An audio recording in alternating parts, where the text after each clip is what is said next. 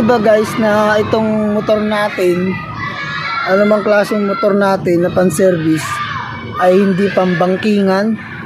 Dahil sa oras na gawin mo na ang motor mo na pang-service ay gagawin mong pambangkingan, alam mo ang mayayari sa'yo? Madidisgrasya ka, lalo na pag nasa Marilaki ka.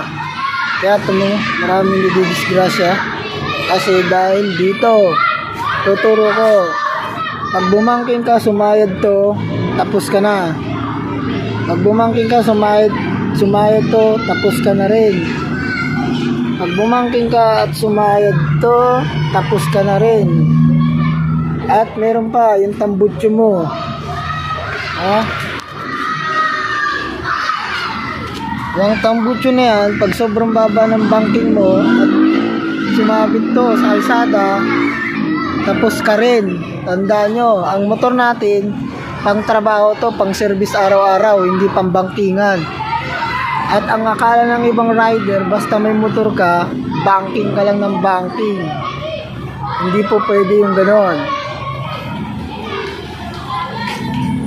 Huwag po natin gayahin yung mga motor nila Valentino Rossi, dahil yung mga motor na yun, pangarera at pambangkingan talaga yun.